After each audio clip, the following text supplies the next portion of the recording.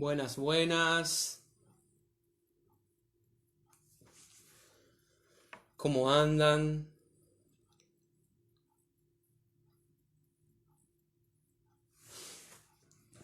Bienvenidos a todos. Estamos acá a través de el Face de Experiencia Renova en este nuevo encuentro.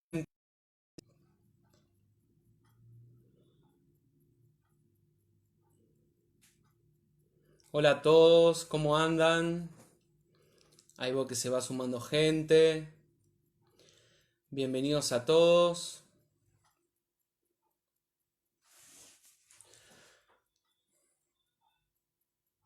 Ahí estoy viendo todos los corazoncitos, todos los me gustas, muchas gracias. Empezamos este encuentro, este taller que decidimos organizar en el mes de ya. Estamos muy contentos. Bueno, yo les cuento un poquitito, les doy la bienvenida a todos los que estén mirando este vivo y les damos también la bienvenida a todos los que vean este video a través de nuestro canal de YouTube. Les cuento un poquitito de mí, esperamos unos minutitos hasta que se vayan sumando más personas para comenzar este taller Su Palabra. Bueno, mi nombre es Martín Gea, vivo en Puerto General San Martín, provincia de Santa Fe, muy cerquita de Rosario. Tengo 38 años, soy empleado en una fábrica, estoy casado con María Belén, soy papá de Salvador de 8 meses. Y bueno, y conocí esto de la experiencia Renova hace un poquitito más de un año. Y bueno, en ese empezar del caminar, junto con Diego Solano, que es uno de los fundadores de esta experiencia, de este plan, presentamos un taller. Le presenté este taller Su Palabra. Y bueno, y ahí fuimos organizando un poco. Lo vamos saludando a todos los que se están sumando a esta transmisión en vivo. Les recuerdo que este taller se va a dar los jueves de 19:30 a 20:30 hora argentina y los lunes de 17 a 18 horas, también hora argentina, lo va a dar Diego Solano los lunes. Y los jueves voy a estar yo. Como les decía, bueno, empecé con la experiencia Renova hace un poquitito más de un año. Y bueno, y ahí junto con Diego Solano ideamos este taller. Renova Más, que es, bueno, es una red global de laicos a disposición de nuestra amada iglesia, a disposición de lo que necesite cada uno de tu parroquia, de tu diócesis. Ahí estamos para llevar adelante la palabra de Dios a través de nuestro carisma, de nuestro servicio. Bueno, con respecto a este taller, bueno, como les decía, surgió obviamente al principio hace más de un año de manera presencial y después, bueno, por hechos de público conocimiento de esta pandemia decidimos hacerlo en forma online.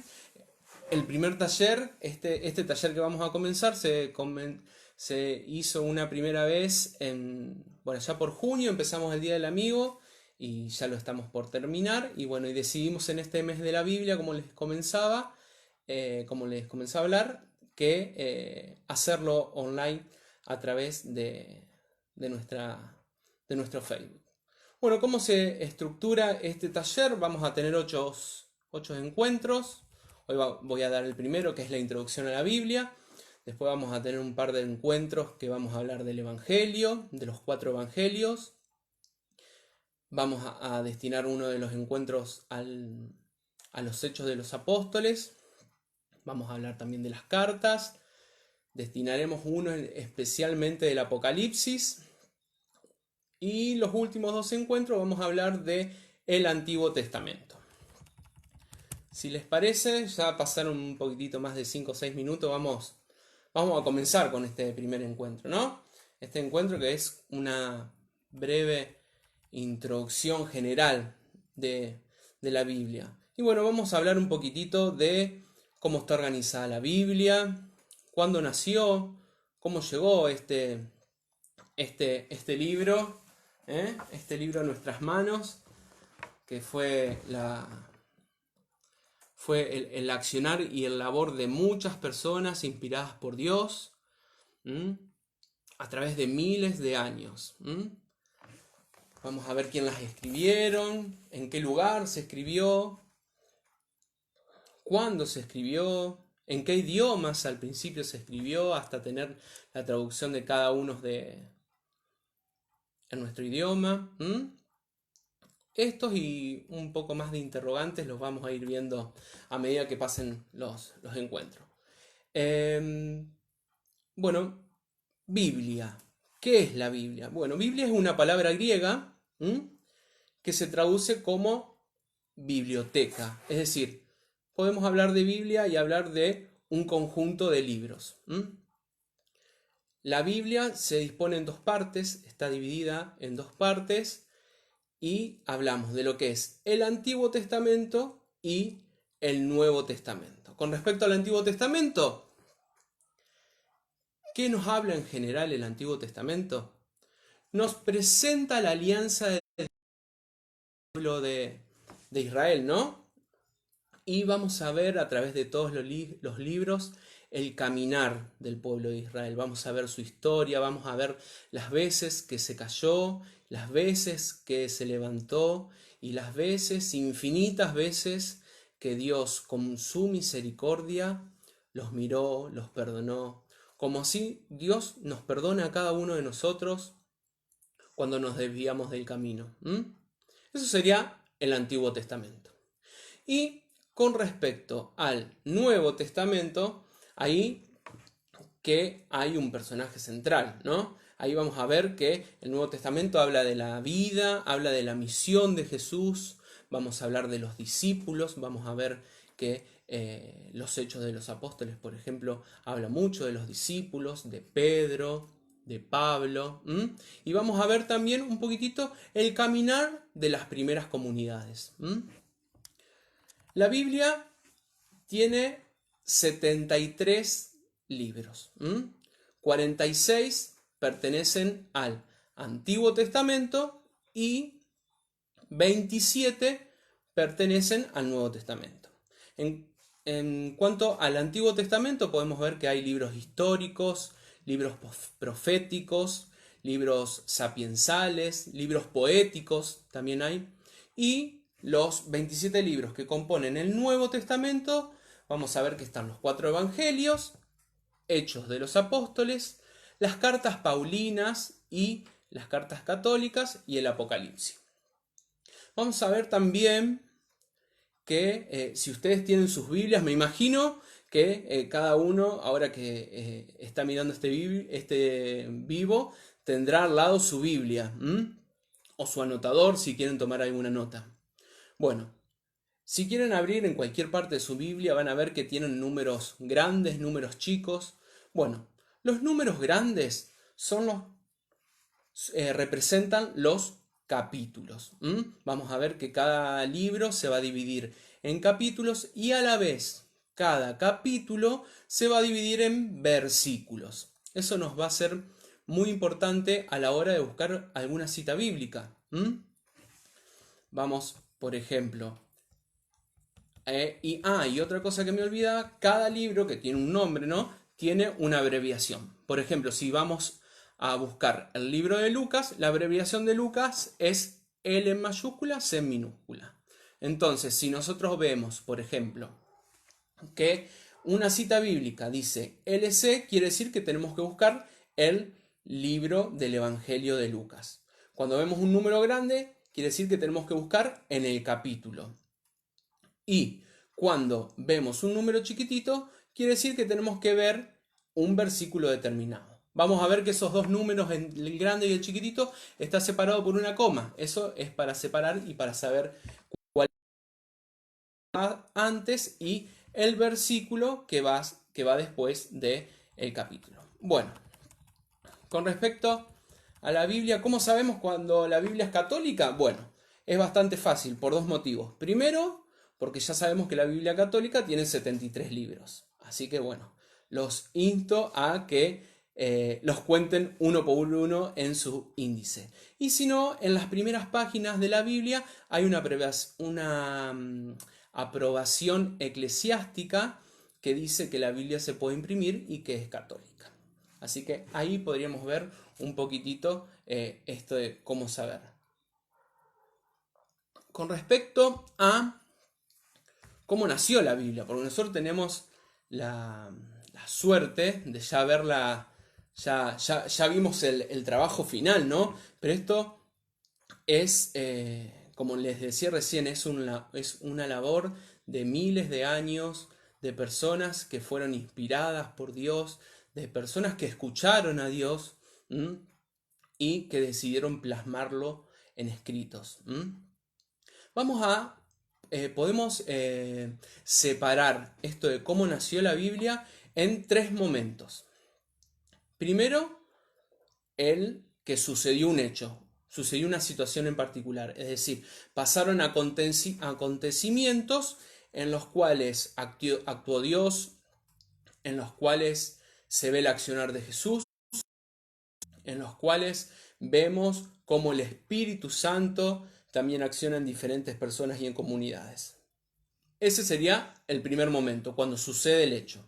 Después tenemos un segundo momento, que es que esos hechos quedan en la memoria de alguien. Alguien, entre comillas, muy importante. ¿Por qué?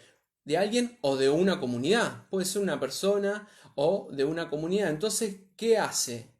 Esos hechos o situaciones, las personas o las comunidades las van transmitiendo a viva voz. Es decir, van transmitiendo esas situaciones y se va pasando de persona a persona, de familia a familia, de comunidad a comunidad, ¿por qué no?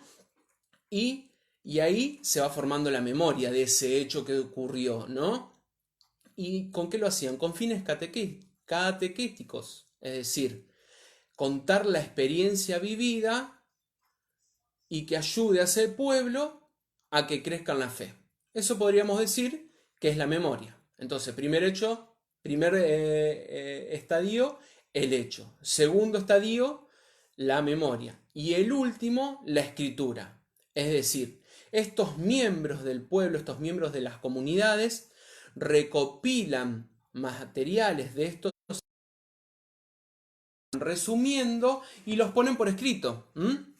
¿Para qué lo ponen por escrito? Para que con el pasar del tiempo no se olviden y para que esa fe que recibieron se vaya heredando de generación en generación. Esto podríamos decir que es como el ejemplo de alguna receta de la abuela, ¿no? La receta de la abuela por primera vez.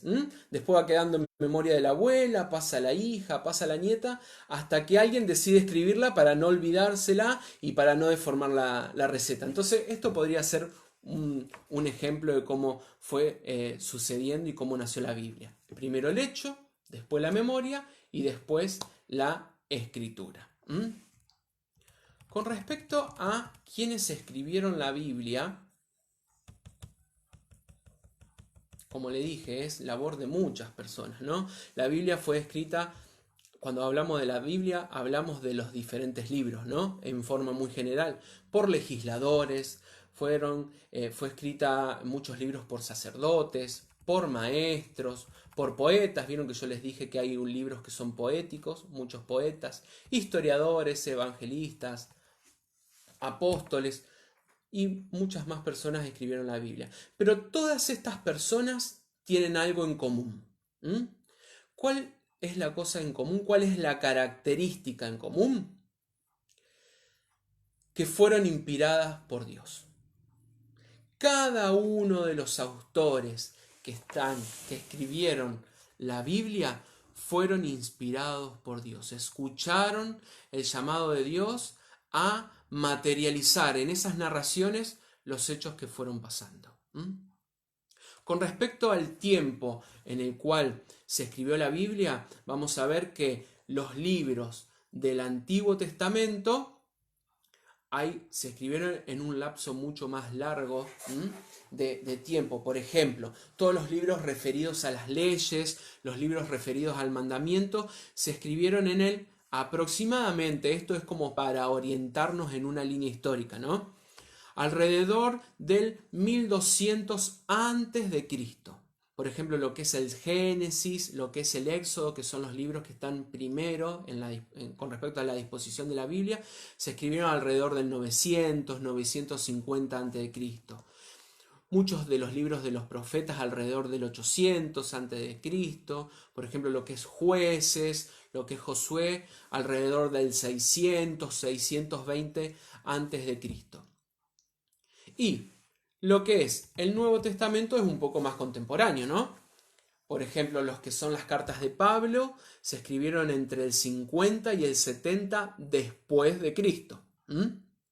Lo que son los evangelios y otras cartas católicas alrededor del año 70 y del año 90 después de Cristo. Y por último el Apocalipsis alrededor del 100.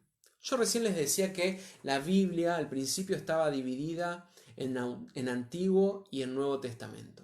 Pero en sí me expresé mal, porque hablar de división no es de Cristo, hablar de división no es de Dios. Dios une. Entonces podríamos decir que estas dos grandes partes no están divididas, sino que están unidas.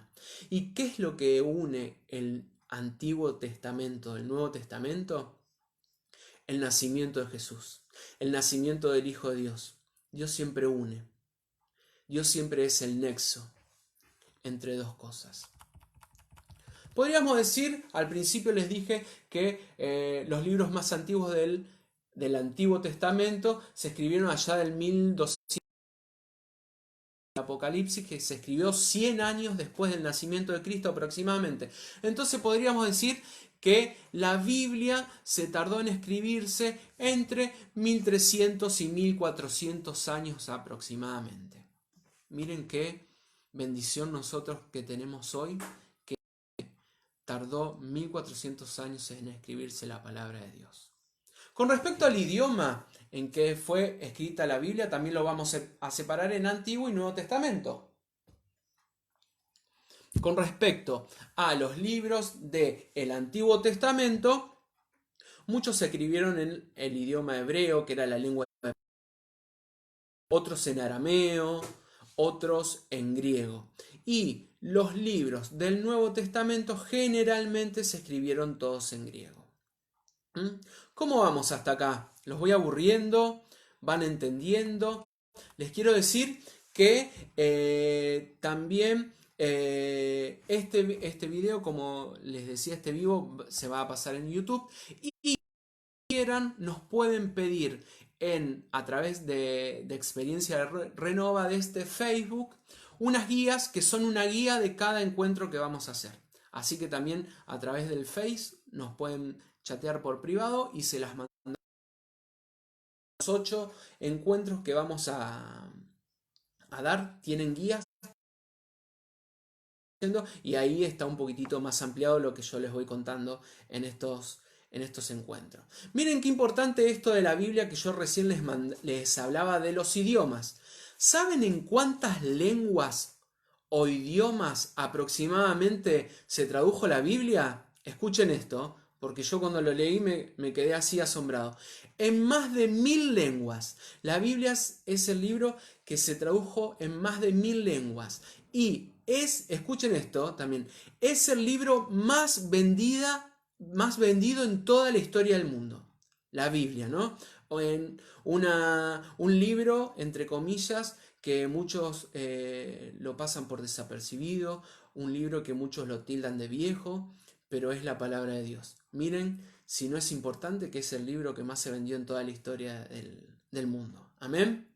La palabra de Dios es viva, es eficaz, siempre es actual. Vamos a ver que cuando acudamos a la palabra de Dios, si yo acudo hoy, Dios me va a estar hablando, y si yo acudo dentro de un tiempo y hablo y veo y leo la misma cita bíblica, seguramente que Dios me va a hablar de otra forma. Amén. Siempre acudamos a la palabra de Dios. La palabra de Dios es una espada de doble filo. ¿Saben por qué la palabra de Dios decimos que se dice que es una espada de doble filo?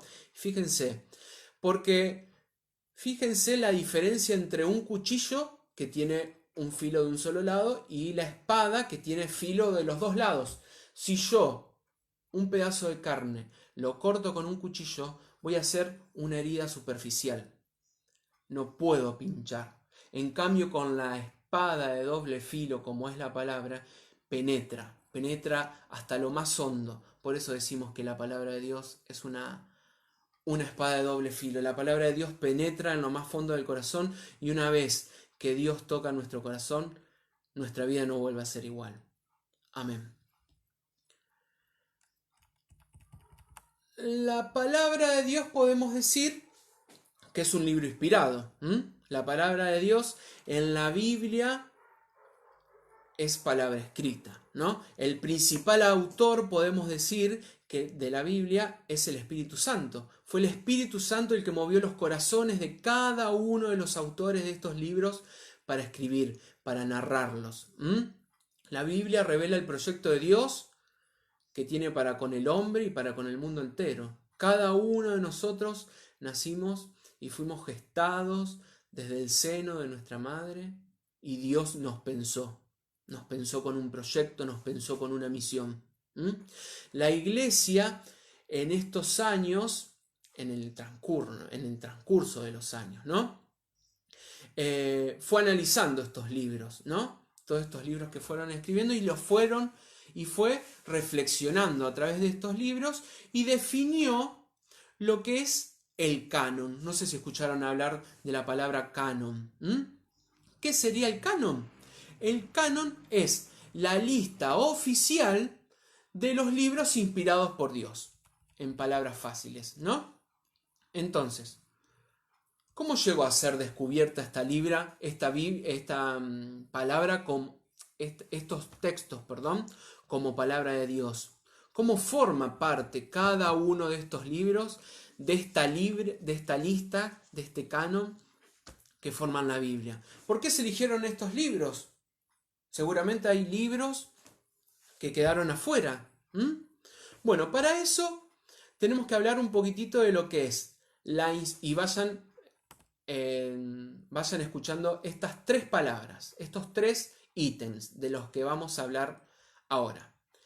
Vamos a hablar de lo que es la inspiración bíblica.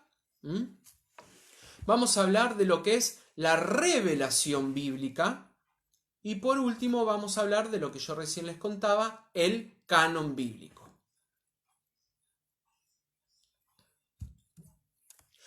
Con respecto a la inspiración bíblica, bueno, el pueblo de Israel y también después las primeras comunidades cristianas descubrieron en los escritos de la Biblia algo muy profundo que los inspiraba. ¿A qué los inspiraba esos escritos? Los inspiraba a una vida mejor. Al leerlo descubrían a través de esos textos que estaba el mismo Dios, que estaba el mismo Dios como autor de esas páginas, a lo que llamamos inspiración divina. La misma Biblia adentro nos comunica la certeza de la inspiración por Dios. Podemos ver en la segunda carta de Timoteo, capítulo 3, versículo 16. Dios inspira al hablar. Muchas veces yo sentí la emoción de decirle esto a un hermano. Dios inspira al transmitir. Y bueno, y también inspira al escribir. Entonces, Dios movió la voluntad, ¿no?, de ciertas personas y les puso el deseo de escribir. Los inspiró a escribir un mensaje que obviamente es inspirado y que Dios le les mandaba, por así decirlo, ¿no? La Biblia, entonces, vieron que muchas veces van a decir, no, si la Biblia, ¿cómo la va a escribir Dios? ¿Cómo va a ser de Dios? Si la escribió el hombre. No, no, no, pero ojo, sí, la Biblia la escribió el hombre, pero inspirados por Dios, movidos por el Espíritu Santo. ¿Se entiende? Bueno, eso es lo que es la inspiración bíblica. El segundo ítem del cual yo les hablaba es la revelación bíblica. Dios, podemos decir que es un gran misterio. Y en ese gran misterio, Dios lo va descubriendo o se va mostrando de a poco a través de toda la historia del pueblo de Israel y de cada uno de nosotros, ¿no? La revelación podemos decir que es progresiva. Primero, Dios se mostró al pueblo de Israel. Después, Dios dijo y nos mandó su Hijo. Y después el Hijo, Jesús, muerto y resucitado, sube con su Padre y ¿qué dice? Nos manda el Paráclito, nos manda el Espíritu Santo, ¿no? Es decir, Dios en su misericordia nos tiene paciencia, se va revelando de a poco, para que también nosotros vayamos desgustando de Él, ¿no? Y para que veamos de a poco y entendiendo el mensaje salvífico que Dios nos trae a cada uno de nosotros, ¿no? Entonces les decía, por medio del pueblo de Israel, en sus largos caminar histórico, presencia de Dios, ¿no? Las escrituras después son reflexión de este pueblo de Dios, reflexión de las primeras comunidades con el hecho tan importante del nacimiento y de toda la vida pública de Jesús y todo lo que hizo, ¿no? Todas esas estructuras que vino a romper a través del amor. Y Jesucristo, bueno, Jesucristo obviamente, hijo de Dios y hombre perfecto, es la palabra plena del Padre, podemos decir. Y después las comunidades cristianas, después de esa resurrección, profundizaron la experiencia de la fe por medio del Espíritu Santo. Y ahí se encuentra un hecho muy importante en nosotros, que es Pentecostés, es decir, es el nacimiento de la iglesia, es cuando desciende el Espíritu Santo. ¿A quién desciende? A los apóstoles y María cuando estaban orando. Ahí se fue revelando Dios, esas tres estadios. ¿Y cuál es el contenido de la revelación? Bueno, básicamente Dios se revela a sí mismo, se revela como una comunidad trinitaria, como una familia divina. Dios se revela Dios uno y trino a la vez, tres personas podemos decir, Dios Padre, Dios Hijo y Dios Espíritu Santo. Dios revela el origen y el destino del mundo, dice la palabra de Dios en Romanos 8:21. Miren lo que dice Apocalipsis en el capítulo 21. Dios revela que el hombre está hecho a su imagen y semejanza, nos da el título de hijos de Dios, nos da la dignidad. Fíjense esto, no quiero dejar pasar de largo esto. Dios nos da el título de hijos. Y acá no quiero hacer apología de que nadie estudie, pero el título de hijo es el título más importante que podemos obtener de Dios. El título de hijo refleja la misericordia que Dios nos tiene a nosotros. Dios siempre está a nuestro lado. Los que metemos la pata a veces y nos desviamos del camino somos nosotros.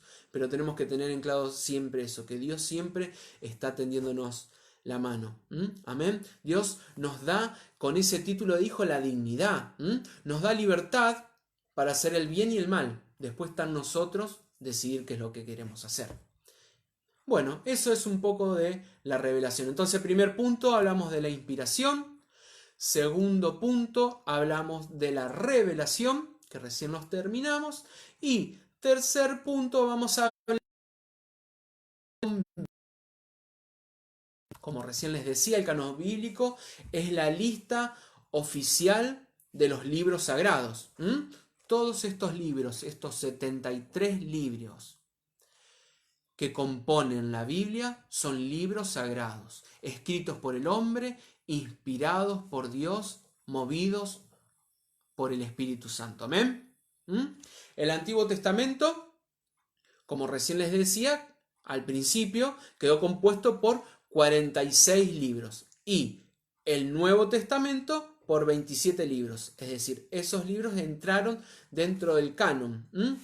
Vamos a ver que la Iglesia Católica, ¿cómo definió este canon? A través de reuniones, podríamos decir. A través de reuniones, no sé si escucharon la palabra concilio, la palabra sínodo. Se definieron dogmáticamente estos libros, se terminaron de definir en el Concilio de Trento, alrededor del 1547, esto después de Cristo, ¿no? Entonces, ustedes me van a decir, ¿qué es un concilio? Bueno, miren la definición que tengo acá. Vamos a tratar en este taller de llevar definiciones y de llevarlo todo con palabras simples, palabras que se entiendan.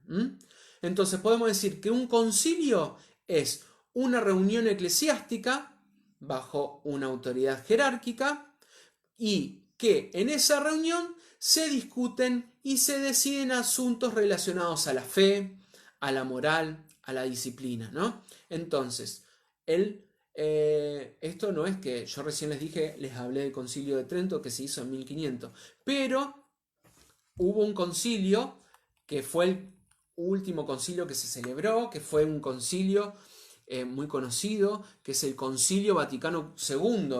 Este concilio fue muy importante y se llevó en el siglo XX, ¿no? Fue por iniciativa del Papa Juan XXIII, que convocó en este concilio en el año 1962, y fue clausurado por el Papa Pablo VI el 8 de diciembre del 65. Es decir, 3 años aproximadamente duró este concilio, esta reunión, y ahí, por ejemplo, es un libro bastante importante. Después de estas reuniones se escribieron constituciones dogmáticas, un montón de documentos. Y gracias a uno de esos documentos, el laico puede predicar. Es decir, gracias a ese documento que salió de ese concilio, yo hoy puedo estar hablándole a ustedes. ¿Por qué? Porque antes la prédica o la enseñanza no se designaban los laicos, se designaban a personas consagradas. Entonces, gracias a ese concilio, el laico hoy, por ejemplo, puede predicar. Bueno, estábamos hablando del canon, no me quiero desviar. Entonces, vamos a hablar un poquitito de lo que es el canon en el Antiguo Testamento y el canon en el Nuevo Testamento. El criterio básico para escoger los libros era básicamente valorar si los libros expresaban la fe en Dios, y si eso que expresaban lo alimentaban a la vida del pueblo. Es decir, a esos libros se los consideraban libros sagrados. Así nació una lista fija y oficiales de libros sagrados que se los llamó canon, que son los libros también llamados canónicos. Entonces, el canon, como recién les decía, en el canon del Antiguo Testamento está formado por 46 libros. Eso con respecto al Antiguo Testamento. Con respecto al Nuevo Testamento, aproximadamente en el siglo XVI quedó fijada esta lista oficial de 27 libros aceptados. Pero como recién también les decía, hay algunos libros que quedaron afuera. Es decir, que la Iglesia no reconoció que en ellos estaba la inspiración de Dios. A esos libros se les llaman libros apócrifos. Es decir, son libros, ¿saben qué quiere decir apócrifos? Ocultos. Es decir, son libros que no pertenecen a esta Biblia. Por ejemplo, está el libro apócrifo del Evangelio de Tomás, el Evangelio de María Magdalena. Entonces, dentro del canon sabemos que hay libros que quedaron adentro del canon, que son los libros que conforman los 73 libros que conforman la Biblia, y también hay libros que la Iglesia Católica, a través de los concilios, decidieron que no estaban inspirados por Dios y se los sacó, y esos libros se los definió como libros apócrifos. ¿Mm? ¿Cómo vamos hasta acá? ¿Van entendiendo? No les pregunté si se puede escuchar bien, si me oyen bien. Eso estaría bueno que me digan, así nos quedamos tranquilos. ¿Mm? Bueno, esperemos que todo siga bien. ¿Mm?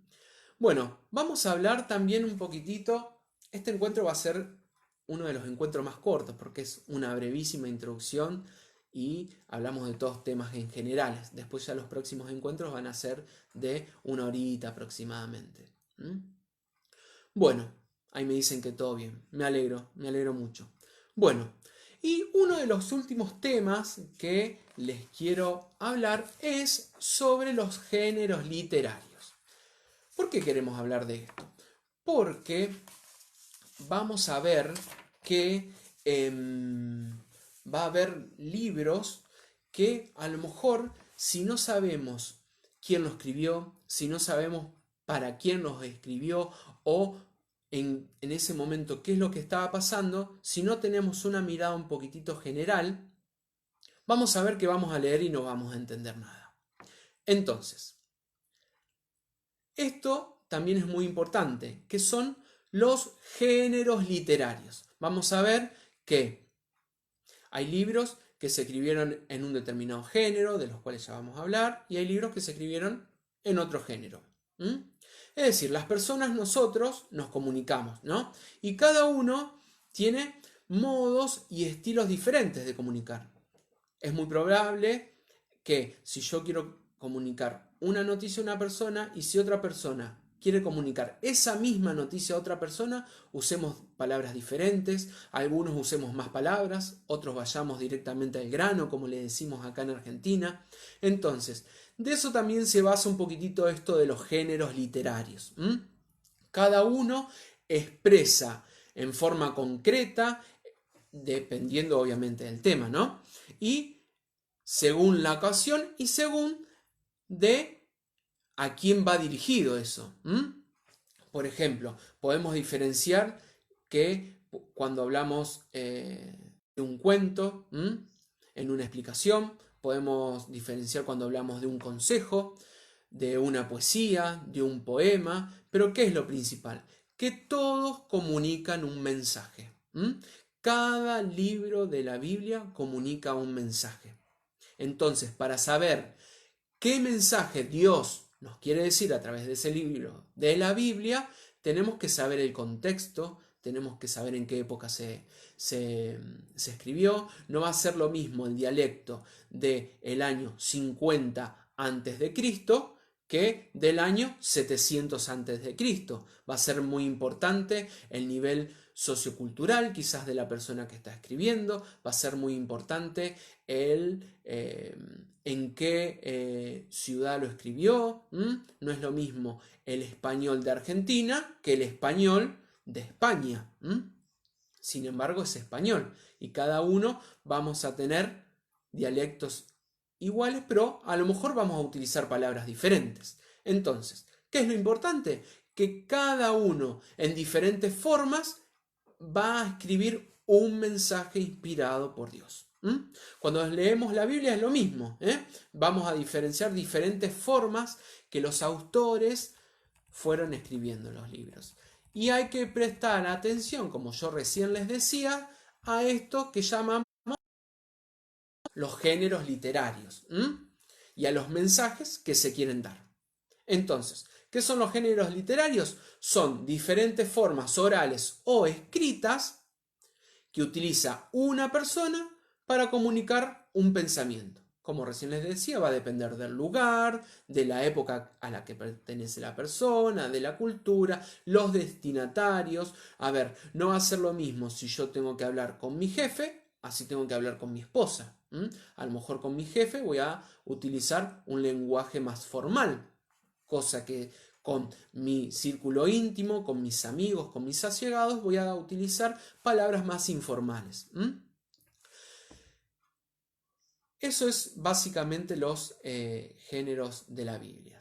¿Qué géneros podemos encontrar? Y vamos a ver ahí relatos históricos, vamos a ver sagas, vamos a ver mitos, vamos a ver personas que escriben los evangelios, se va a escribir a través de cuentos, de fábulas, vamos a ver exhortaciones, vamos a ver sermones, vamos a ver también confesiones de fe, narraciones didácticas, parábolas, vamos a ver en el Nuevo Testamento muchas parábolas, profecías, en los libros proféticos del Antiguo Testamento, vamos a ver cartas, vamos a ver cantos, hay muchísimos ejemplos. Por ejemplo, el Evangelio de Marcos es el género evangelio, obviamente, pero dentro de ese evangelio contiene parábolas. Entonces vamos a ver que dentro de un género literario podemos también encontrar otro género literario. Bueno, vamos a hablar un poquitito en especial de un par de géneros literarios para que vayamos viendo de qué se trata esto. Por ejemplo, el género mítico. Mítico viene de mito. ¿Y qué quiere decir esta palabra griega mitos? Significa leyenda. El mito es una narración ficticia para dar una enseñanza, por ejemplo, ¿no? Es una explicación sobre una realidad concreta, pero un poco disfrazada, podríamos decir. Por ejemplo, ¿cuál es el origen del mundo? ¿Cuál es el origen de la vida? Entonces, vamos a ver que se da una explicación a través de un mito, de algo, de un mensaje que se quiere dar. Es decir, da una explicación de las cosas, de los orígenes, perdón, de las cosas, utilizando un lenguaje, podríamos decir, simbólico. Por eso es que no se debe tomar literariamente lo que se está escrito en ese libro cuando se habla de un mito. No hay que tomar la letra específicamente y pensar que eso realmente pasó. Por eso es importante interpretar, saber cuál es el género literario que el autor está utilizando. ¿Para qué? Para descubrir la verdad del libro, para descubrir esa verdad disfrazada en ese género literario, descubrir el mensaje de Dios. Por ejemplo, el libro del Génesis. En el Génesis, los primeros 11 capítulos son un ejemplo de este género, del mito. Vamos a ver, por ejemplo, que habla del relato de la creación. Y vamos a ver que dice que Dios creó el mundo en 7 días, en la palabra, en Génesis. ¿Y qué quiere decir esto de 7 días? Dios trabajó 7 días y creó el mundo y ya está.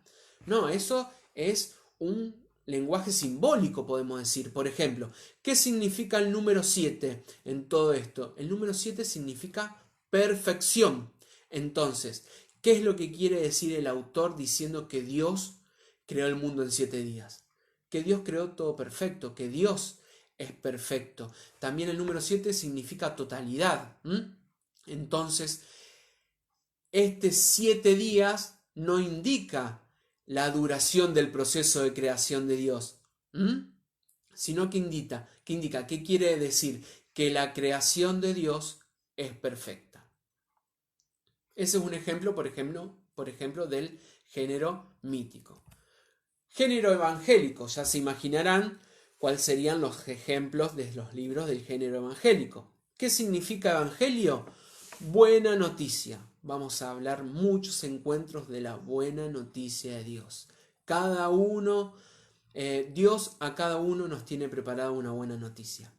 Amén. El evangelio es la proclamación de esta buena noticia que es Jesús. Vamos a ver que, bueno, obviamente vamos a hablar de los 4 evangelios de Marcos, Mateo, Lucas y Juan. Vamos a otro género, el género 3 que designamos. Hay muchísimos géneros para hablar, ¿no? El género epistolar. Y fíjense, yo les decía que el canon del Nuevo Testamento tiene 27 libros. De esos 27 libros, escuchen y tomen nota si quieren, 21 libros están escritos en el género epistolar. ¿Y cuáles son esos libros? Básicamente las cartas de Pablo, las cartas a Corintio, las cartas de a Galacia, Tesalónica, todas las cartas de Pablo y las cartas católicas tienen este género epistolar. ¿Y qué característica tiene este género? Es que está destinado a una comunidad o a una persona, que esta carta tiene un fin, es decir, van a tratar, hay cartas que tratan temas específicos, hay otras que se escriben en pos de sacar algunas dudas, algunas inquietudes. ¿Y cuál es la estructura? Básicamente las de toda carta. Tienen un inicio, terminan con un saludo a los destinatarios y el cuerpo de la carta podemos decir que es el tema central del libro. Pablo después también en algunos añade alguna oración de bendición en el libro, en el saludo inicial. Eso serían el género epistolar, es decir, las cartas. Después tenemos, y vamos a destinar también un encuentro, el último encuentro, vamos a destinar a profetas, grandes personas que hablaron también en nombre de Dios. Y este es obviamente el género literario, el profético. Lo vamos a encontrar principalmente en el Antiguo Testamento. Los representantes, como recién les decía, son los profetas, es decir, profeta viene del griego el que habla en nombre de alguien. Entonces, en este caso, ¿quién va a ser? ¿En nombre de quién van a hablar? Ni nada más ni nada menos que de Dios. Los profetas transmiten además su experiencia de fe. Es decir, hay profetas que vamos a ver que van a denunciar la idolatría, hay otros que van a anunciar el amor en el cual Dios nos tiene. ¿Y cuáles son básicamente las características? Bueno, el profeta recibe de Dios un mensaje, y ese mensaje puede ser, por ejemplo, a través de sueños, a través de visiones. Ese mensaje que comunica no es un mensaje suyo, no es un mensaje del profeta, sino que habla en nombre de Dios. Por lo tanto, el mensaje que da el profeta es un mensaje de Dios. El profeta va a comunicar la voluntad de Dios. Son libros que pertenecen a este género. El libro de Isaías, Jeremías, Amós, Miqueas, Ezequiel, son todos libros que podemos ver que están escritos con este género profético. Me quedan dos últimos géneros para hablarles, géneros literarios. El género apocalíptico, y acá hay un montón de dudas, hay miedos. Uno escucha hablar del libro de Apocalipsis y dicen que habla del fin del mundo, que habla de una bestia, que tiene un montón de cabezas. ¿Saben qué quiere decir apocalíptico o apocalipsis? Revelación. Viene una palabra griega que quiere decir revelación. Vamos a encontrar géneros apocalípticos en el Antiguo Testamento. Por ejemplo, partes de Isaías habla y desarrolla una narración con este género, y también, por ejemplo, el libro de Daniel. Y bueno, con respecto al Nuevo Testamento, el Apocalipsis en forma de exposición es el último libro de la Biblia que pertenece al Nuevo Testamento. Vamos a ver que habla de que se escribió a través de este género. Este género revela, busca revelar el sentido de los acontecimientos presentes mirando el futuro. Miren qué importante. Busca revelar qué sentido tiene un hecho que sucede hoy mirando al futuro. Los géneros, por ejemplo, los géneros apocalípticos tienen como fin también mucho consolar, tienen como fin dar esperanza. Vamos a ver un montón de símbolos, un montón de imágenes raras, de imágenes extrañas para describir ciertas cosas. Por eso miren qué importante. Por ejemplo, el Apocalipsis habla de bestias con varias cabezas y cuernos. Imagínense que yo es la primera vez que agarro la Biblia, justo agarro la Biblia en el Apocalipsis y leo eso. Como abro la Biblia, la cierro, del miedo que me da. Entonces, ¿qué es importante? Saber quién lo escribió, para quién, cuál es el género, y una vez cuando yo lea el libro en sí, voy a poder entender qué es lo que quiso dar el autor. Y por último, el género parábolas. Es decir, las parábolas son comparaciones narradas como pequeñas historias, podríamos decir, para comunicar un mensaje. Eso podríamos decir que son las parábolas. Las parábolas vamos a ver que toma muchos elementos de la vida cotidiana. De hecho, hay muchas parábolas, que hablan de la casa, que hablan de la vida en general, que hablan del día a día, que hablan del campo. Vamos a ver muchas parábolas que hablan del campo. Es decir, hay, por ejemplo, parábolas del buen samaritano, las parábolas del buen sembrador. Ese podríamos decir que es el género de las parábolas. Bueno, con respecto a los géneros literarios, ahí ya terminamos. Bueno, por último, ¿cuál es el objetivo de leer la Biblia? Básicamente, con la Biblia vamos a poder interpretar nuestra vida con la ayuda de Dios. A través de la Biblia vamos a poder reflexionar cada acontecimiento que nos pase, lindos o no tan lindos. Vamos a poder y vamos a conocer orar a través de la Biblia. Vamos a ver que orar a través de la Biblia nos va a mejorar nuestra vida, nos vamos a acercar a Dios porque Dios es la palabra. Vamos a ver que va a mejorar nuestra familia, va a mejorar nuestra comunidad. Dios nos habla a través de las Escrituras. Eso no hay duda. ¿Por qué? Porque son libros inspirados, porque está Dios en este libro. Y cuando oramos con la Biblia, el Espíritu Santo, y miren qué importante, nos va a poner luz en situaciones, nos va a aclarar muchas cosas. Leer la Biblia es ir más allá del conocimiento que tenga cada uno. Leer la Biblia es conectarse, es tener comunión con Dios, es decir, esa común unión de Dios conmigo a través de la palabra de Dios. Leer la Biblia nos va a iluminar, nos va a fortalecer nuestra vida, nos va a ayudar también a superar un montón de problemas. Hasta nos predispone a tomar ciertas situaciones de nuestra vida con una mejor cara, hasta con una sonrisa. Dios es amor y en la Biblia está definido en cada una de sus palabras lo que es el amor. Vamos a ir terminando este encuentro y les quiero compartir dos citas bíblicas. Una cita bíblica que decidí leer en este primer encuentro de introducción a la Biblia. Les voy a hablar del Evangelio de Juan, capítulo 1, versículo del 1 al 5. Bueno, la palabra de Dios dice así: Al principio existía la palabra, y la palabra estaba junto a Dios, y la palabra era Dios. Al principio estaba junto a Dios.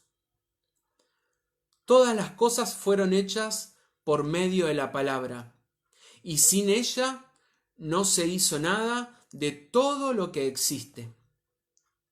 En ella estaba la vida, y la vida era la luz de los hombres. La luz brilla en las tinieblas, y las tinieblas no la vencieron. Palabra de Dios. Miren qué importante que dice, al principio estaba la palabra. ¿Y eso qué quiere decir? Que al principio estaba Dios. Después dice, y la palabra estaba junto a Dios. Es decir, la palabra estuvo desde el principio, estuvo con Dios. Y la palabra, como bien nos dice, es una luz que brilla en las tinieblas. Si nosotros pensamos que las tinieblas son las situaciones que estamos pasando, si nosotros pensamos que las tinieblas son nuestras dificultades económicas, si las tinieblas las podemos asociar en nuestra poca salud, vamos a ver, y en muchas tinieblas que nos toca atravesar en esta vida, vamos a ver que va a dar luz en esas tinieblas. Por eso, cada vez que te sientas mal, cada vez que sientas que no podés seguir, te insto a que leas la palabra de Dios. Ahí lo vas a encontrar a Dios y ahí no tengo duda de que Dios te va a hablar a vos. Y vas a decir, esto es lo que estaba esperando que me digan. Dios sabe de cada uno. Dios es nuestro Padre. Dios sabe cómo somos. Nosotros somos de una forma diferente. Nosotros podemos mostrarnos en el afuera de diferentes. Podemos mostrar un carácter que no tenemos o una característica que no tenemos. Pero adelante de Dios no le podemos mentir porque Él nos creó. La palabra de Dios siempre va a ser la que va a ser nuestra agua en medio del desierto. Qué hermoso. Y Dios siempre se va a manifestar. Bueno, este ha sido el primer encuentro del taller Su Palabra. Espero que les haya gustado. Espero que me hayan entendido. Vamos a terminarlo con una pequeña oración. Nos quedan 3 minutitos. Le vamos a pedir a nuestro Papá Dios, por medio de su Hijo Jesucristo, que hablamos recién de la revelación divina, de que Dios se revele a través de este taller en cada uno de ustedes, en cada uno de los que están viendo este taller, en vivo o grabado. Te pedimos, Señor, que el Espíritu Santo nos dé el entendimiento para poder aprender de tu palabra, para poder saber qué es lo que vos querés decir. La palabra de Dios es una espada de doble filo. Te pedimos, Señor, que con esa espada penetres nuestros corazones y dejes una herida, pero una herida de amor. Y una vez que entres, Señor, te quedes ahí. Tenemos necesidad de ti. Cada uno, Señor, en diferentes áreas tenemos necesidad de ti. Por eso te pedimos que te manifiestes en la vida de cada uno. Amén. Hermanos míos, ha terminado este primer encuentro.